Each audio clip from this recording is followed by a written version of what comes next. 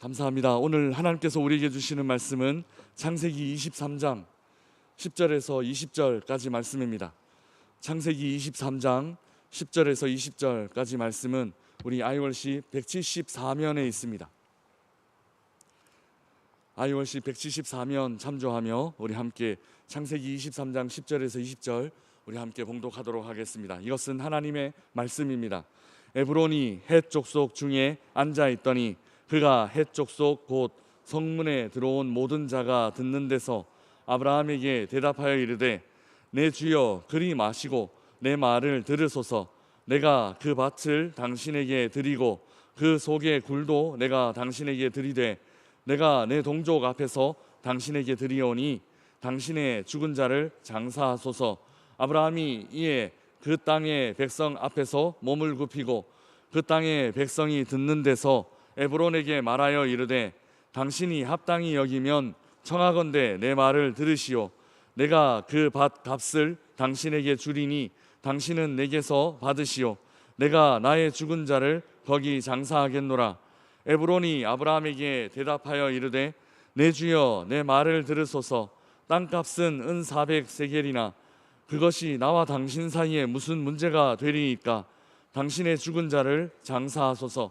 아브라함이 에브론의 말을 따라 에브론이 헷 족속이 듣는 데서 말한 대로 상인이 통용하는 은 400세겔을 달아 에브론에게 주었더니 마므레 앞 막벨라에 있는 에브론의 밭 곧 그 밭과 거기에 속한 굴과 그 밭과 그 주위에 둘린 모든 나무가 성문에 들어온 모든 헷 족속이 보는 데서 아브라함의 소유로 확정된지라. 그 후에 아브라함이 그 아내 사라를 가나안 땅 마므레 앞 막벨라 밭 굴에 장사하였더라. 마므레는 곧 헤브론이라. 그 이와 같이 그 밭과 거기에 속한 굴이 헷 족속으로부터 아브라함이 매장할 소유지로 확정되었더라. 아멘. 오늘 본문은 믿음의 조상이 처음 땅을 소유하게 된 이야기입니다. 믿음의 조상 아브라함은 하나님께 많은 약속을 받았습니다. 약속은 크게 두 가지입니다. 하나는 자손이고 다른 하나는 땅입니다. 그런데 이 둘 모두 그렇게 순조롭게 이루어지지는 않았습니다. 자손과 관련해서 아브라함은 100세에 겨우 아들 하나를 얻습니다. 모래와 같이 하늘의 별과 같이 헤아릴 수 없는 자손을 약속받았지만 정작 그는 겨우 100세에 아들 하나를 얻었습니다. 땅도 마찬가지입니다. 아브라함은 평생을 나그네로 살았습니다. 기근이 나면 애굽으로 그랄로 피난을 가야 하는 나그네의 삶을 살았습니다. 땅을 소유하여 한 곳에 정착하여 살 수 없었습니다. 하나님께서는 가나안 땅을 주신다 하셨지만 여전히 그 약속은 이루어지지 않았고 수백 년이 지나 여호수아 시대가 되어서야 땅을 취하게 됩니다. 약속과 성취 사이에는 이처럼 꽤 긴 시간이 필요할 수도 있습니다. 지난 주일에 말씀드린 것처럼 우리는 약속이 성취되어 받는 선물에 관심이 많습니다. 자녀들을 가졌나, 땅을 가졌나, 이는 모두 약속의 성취로 인해 생겨나는 선물들입니다. 그러나 그 선물보다 선물을 주신 하나님이 더 중요합니다. 약속이 성취되어 받는 자녀나 약속이 성취되어 받는 땅보다 그 약속을 맺어주시고 성취해 주시는 하나님이 우리에게는 더 소중하고 더 중요하다라는 것입니다. 오늘 본문에서 아브라함은 처음으로 겨우 조그마한 땅을 얻습니다. 사라가 죽었고 그녀를 매장할 땅이 필요했기 때문입니다. 그런데 땅을 사면서 주고받는 대화가 좀 이상합니다. 사실 이런 대화는 서양 사람들은 좀처럼 이해하기 어렵습니다. 그래서 박사 공부를 할 때 독일 사람들은 오히려 이해를 잘 못하고 동양 사람인 저는 오히려 문맥 뒤에 있는 그 이면에 있는 의미들을 더 잘 이해할 때가 있었습니다. 서양 사람들은 노라고 말하면 그저 거절인 줄 압니다. 다른 여지가 없습니다. 그런데 동양 사람들은 좀 다릅니다. 음식 같은 것을 드셔보십시오 권유했다가 곧잘 괜찮습니다 이렇게 대답을 듣곤 하지만 그런데 그 괜찮다는 말로 더 이상 음식 먹기를 권유하지 않으면 오히려 낭패가 생기기도 합니다. 예의상 바로 네라고 말할 수 없어서 한번 슬쩍 사양한 것인데, 예의상 사양한 것인데 그것을 진짜로 받아들이면 오히려 그 두 사람들의 관계는 깨어지거나 서먹서먹해지기 쉽습니다. 오늘 본문에서 땅을 사기 위해 주고받는 대화는 이런 동양적인 방식입니다.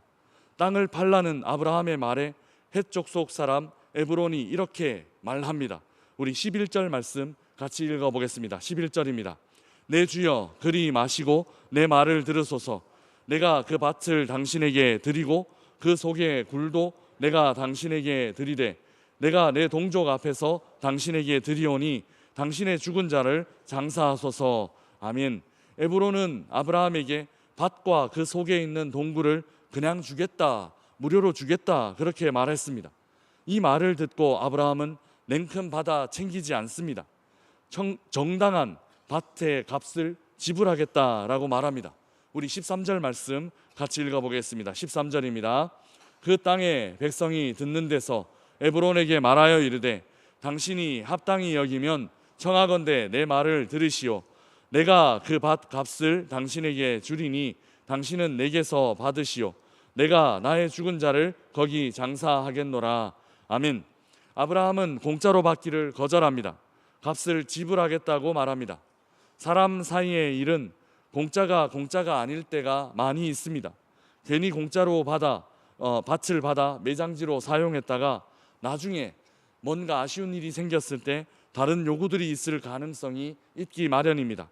아브라함은 나중에 꼬투리 잡힐 수 있는 이런 빌미를 조금이라도 남겨두지 않으려고 합니다. 한마디로 빚지면서 살고 싶어 하지 않는다라는 것입니다. 아브라함의 요구에 에브론은 애매한 대답을 합니다. 15절 말씀 우리 함께 읽어보겠습니다. 내 주여 내 말을 들으소서. 땅값은 은 400세겔이나 그것이 나와 당신 사이에 무슨 문제가 되리니까 당신의 죽은 자를 장사하소서. 아멘. 땅값을 은 400이라고 말하지만 이어서 그 돈은 문제가 되지 않는다라는 말을 하기도 합니다. 서로 모순된 말을 하고 있다라는 것이죠. 진짜 괜찮으면 금액 말하지 않고 그저 주면 될 텐데 에브론은 이 땅값이 은 400세겔이다 이렇게 말을 했기 때문입니다. 그런데 이 값은 꽤 비싼 금액입니다. 상황을 그저 1대1로 비교할 수는 없지만 예레미야 32장에 보면 예레미야가 땅을 사는 장면이 기록되어 있는데 그 밭 하나를 얼마를 주고 사느냐 하면 은 17세겔에 산 예가 있습니다. 이를 미루어 은 400세겔은 터무니없이 비싼 가격이라고 볼 수 있습니다. 두 가지로 해석될 수 있습니다.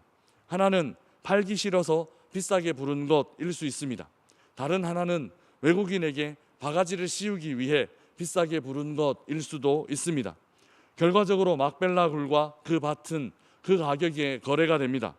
추측컨대 햇사람 에브론이 호의로 대했다기보다는 바르지 않은 꿍꿍이가 있었던 것으로 볼 수 있습니다. 어쨌든 아브라함은 그 가격에 밭을 구입합니다. 궁금한 점은 왜 흥정하지 않았을까 하는 것입니다. 아마 아브라함도 터무니없는 가격이라는 것을 알고 있었을 것입니다. 그러나 아브라함은 가격을 흥정하거나 깎으려 하지 않습니다. 그 이유는 빚을 지지 않으려는 마음에서였을 것입니다.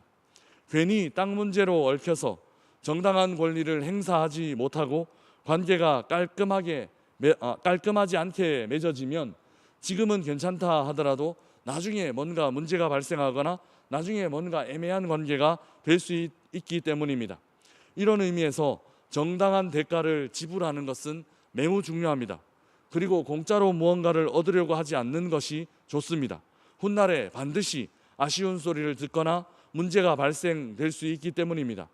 이는 믿음의 생활의 원리에서도 그대로 적용될 수 있습니다. 믿음은 그저 생겨나지 않습니다. 아무런 대가를 지불하지 않고 믿음이 생겨나는 일은 거의 없습니다. 한순간 불을 받고 또 한순간 믿음이 부쩍 성장하는 일은 극히 예외적인 일이거나 그렇게 하고 난 이후에 하나님은 꼭 대가를 요구하시는 경우들이 있습니다. 믿음이 성장하고 자라는 데는 시간이 필요하고 또 끊임없는 노력이 필요합니다. 정당한 대가를 지불하는 것이 반드시 필요하다라는 것입니다. 그렇다면 믿음이 성장하는데 지불해야 하는 대가는 무엇일까요? 믿음이 성장하는데 지불해야 하는 정당한 대가는 손해를 볼 줄 아는 마음입니다. 정당한 대가라는 말과 손해봄이라는 표현은 사실 서로 어울리지 않는 말, 상반된 표현입니다. 그러나 그리스도인의 믿음의 성장을 위한 정당한 대가는 주님 위해 기꺼이 손해보고 주님 위해 기꺼이 불이익 당하는 것, 이것이 그리스도인들에게 정당한 대가라는 것입니다. 사실 오늘 본문에서 아브라함도 시세보다 비싸게 밭을 샀습니다. 손해본 것입니다. 그래서 손해본 것이 정당한 대가 지불이라는 것입니다. 이렇게 기꺼이 손해볼 수 있는 것은 하나님께서 채우실 줄 믿었기 때문입니다. 우리 믿음의 사람들은 손해를 채워주시는 하나님과 함께하기 때문에 기꺼이 손해볼 수 있습니다. 이것이 바로 은혜 받은 사람들이 사는 방식입니다. 거저 주신 은혜로 이미 우리는 큰 이익을 경험한 사람들입니다. 값을 주고 살 수 없는 것들, 우리는 거저 받은 사람들입니다. 그래서 믿음의 사람들은 기꺼이 손해보고 기꺼이 불이익을 당할 수 있습니다. 왜냐하면 우리는 이미 큰 은혜, 말로 할 수도 없는 은혜, 값을 매길 수도 없는 큰 은혜를 이미 우리는 경험했기 때문입니다. 사랑하는 명선의 가족 여러분, 우리는 자원하여 손해보는 사람들입니다. 그리고 기꺼이 불이익 당할 줄 아는 사람들입니다. 왜냐하면 하나님으로부터 그 불이익과는, 그 손해와는 비교도 할 수 없는 큰 은혜를 경험한 사람들이기 때문입니다. 하나님께 값을 지불하고 또 우리 힘으로는 절대로 살 수 없는 은혜를 이미 우리는 받았고 또 누리고 살아가고 있기 때문입니다. 손해와 불이익이라는 정당한 대가를 지불하며 사는 명산의 가족들 되시기를 주님의 이름으로 축복합니다.